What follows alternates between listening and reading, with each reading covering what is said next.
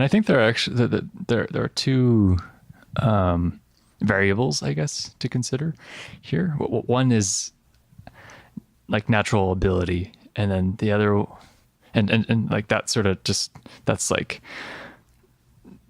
that gets you through the door, and then there's the other variable, which is desire to persevere through learning something.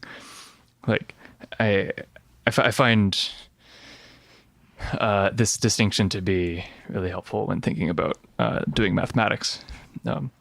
For instance, like most people have the ability to, at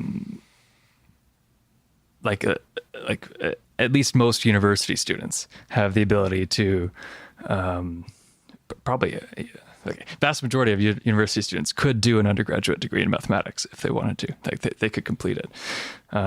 But a lot of where a lot of people fall short is the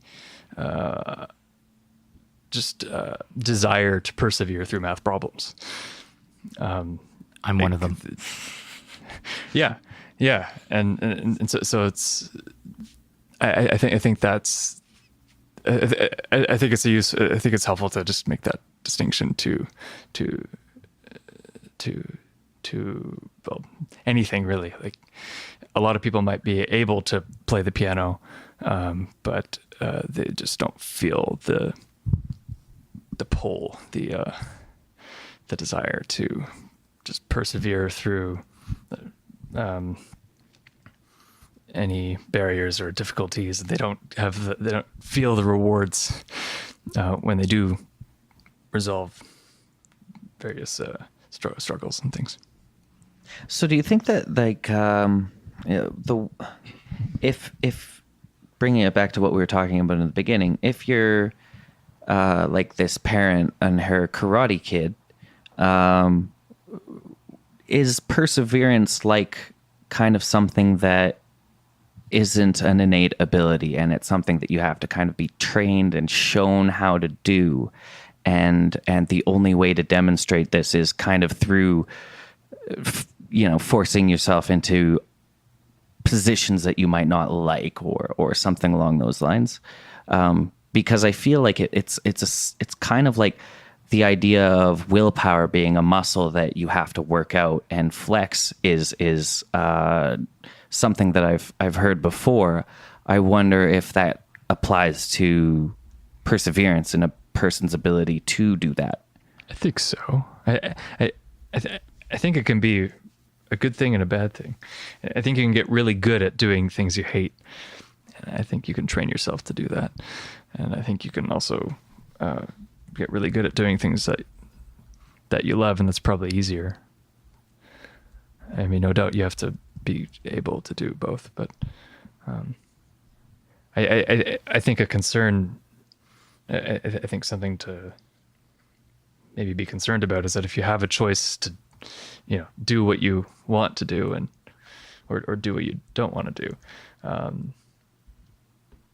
being able to discern the difference between persevering at something you like to do and persevering through something you don't like to do is important. I'm still struggling with the idea that willpower is a muscle. And the reasoning why, and I haven't put on my soapbox yet this episode, so I think I'm going to bust out my soapbox now, because apparently I have to have one monologue every episode. Mm-hmm.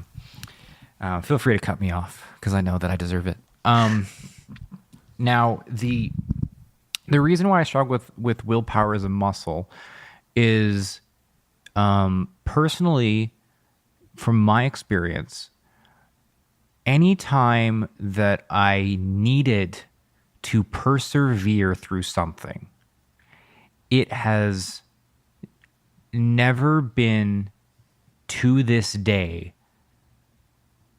something that has been internal for me.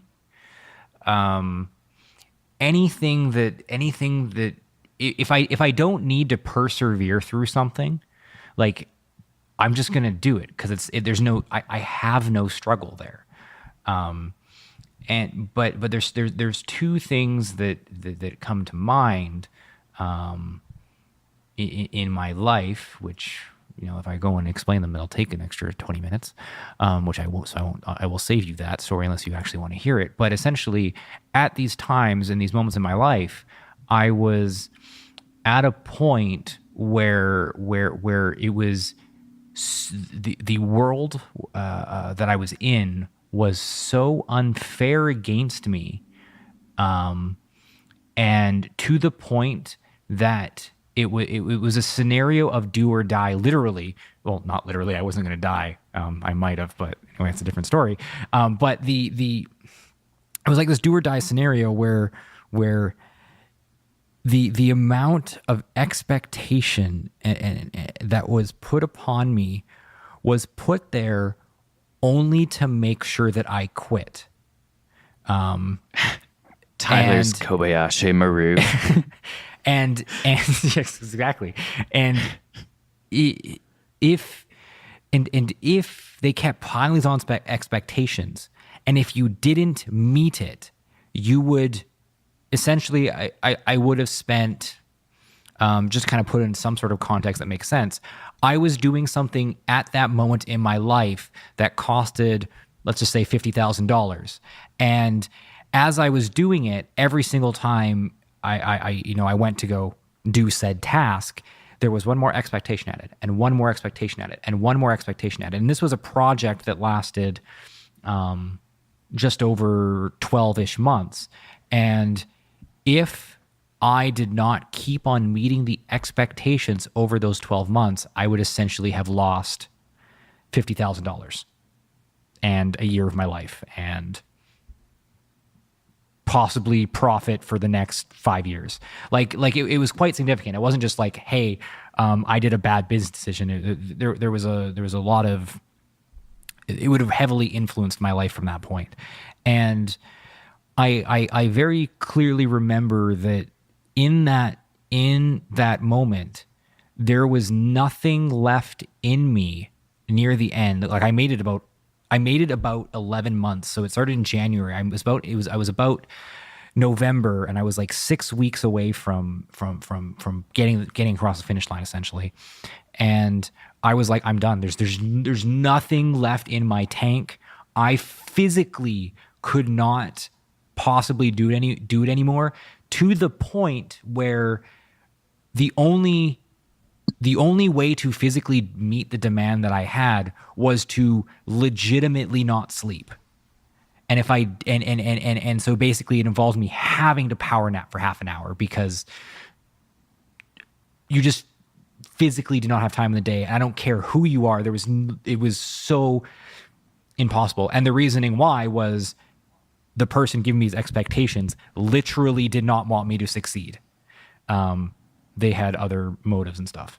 And so the only reason in that scenario why, and I understand it's kind of an extreme scenario when I explain it like that, but the only reason I was able to persevere or have willpower through it was because literally the person that I was living with at the time stood up and said, I'm going to help you do this because I understand that you're at the point of being so like mentally broken that you physically almost cannot move. And the only way that this can get done is if another human being literally helps you. And that kind of notion has,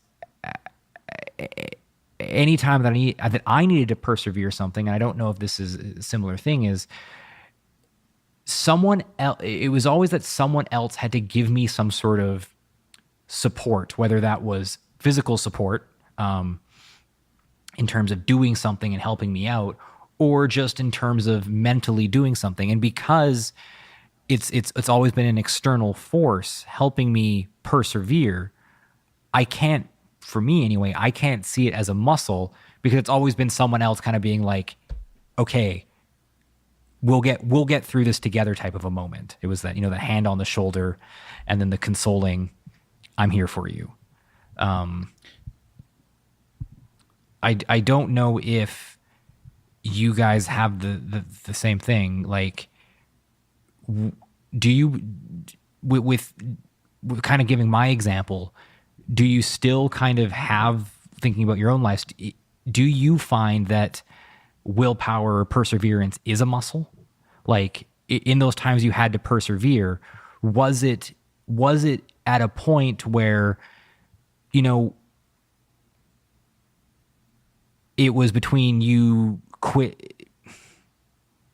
Because when I'm thinking about saying it out loud now, what I'm thinking is, if you're not in a scenario whereby it's an external force helping you to persevere, the internal struggle that you have is not, hey, I physically can't do this, I need help to get through this moment. It's, I'm in a moment whereby I can either be, for lack of a more better way to say this, lazy and just not do it and give up, or I can just keep doing it.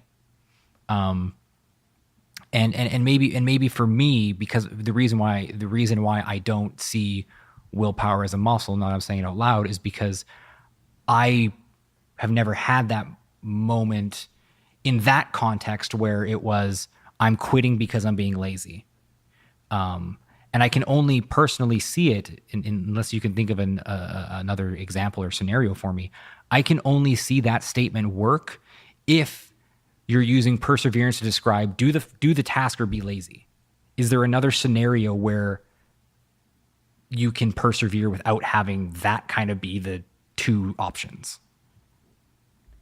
I don't think so. I mean, I guess you can in in your context. I mean, there's stories of like soldiers who, you know, they're totally exhausted. They haven't slept in 80 hours and they're, you know, it's -20. They either keep walking or they die. You know, it's not like they're being lazy. So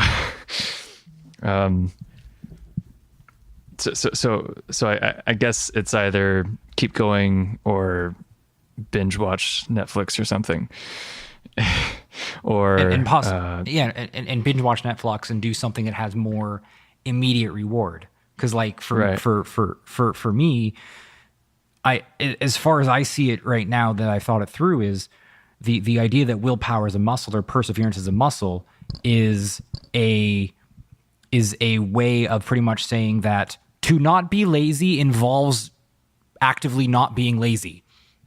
That's kind of the analogy that yeah. But Tyler, I think you're missing the point of like a muscle is fatigable. You can tire a muscle out, and so you having to expend all of this energy and not sleep and have to take power naps, you're expending so much willpower and perseverance and your cognitive ability to even handle all that stuff that yeah, you're eventually going to fatigue. I'm willing to venture, however, that if you were to experience now, having gone through that past hardship, if you were to experience something now that is similarly difficult, you will be better equipped emotionally to handle those demands and persevere through it, because you've already experienced that and you know how to handle that. So that's kind of where the analogy is for me, that it's a muscle, is that if you use it, yes, it gets stronger, but you can use it so much that you just burn yourself out and then you have no willpower anymore, right? So it's kind of like a tenable analogy, I guess, but it's definitely a bit difficult. Yeah, I've only ever thought about the analogy, the muscle analogy, because like that state, like your vocal cords are a muscle that you develop. Like it's always that's always, you know, whenever I've heard it in the context, I've only ever heard it as it's you know, it's weight training. If you keep using it, you'll get stronger at it. If you're extrapolating it and using it as a, you know, your muscle will fatigue eventually, that's actually interesting to me, because yes, you're correct. That makes sense. I've never actually thought of it that way. And I wish, and I guess hearing that, I wish that more people thought that way, because even with Teo just kind of saying, oh yeah, I feel like most people don't think about that phrase in the fatigue way. They think about it as the building strength way. Yeah. And if you want to even extrapolate it more, it can be helpful when you are about to reach fatigue to ask for help to get through those last few sets. Classically, when you work out, people will go to failure and then they'll reduce the resistance a little bit so it's a little easier, which is similar to getting help, right?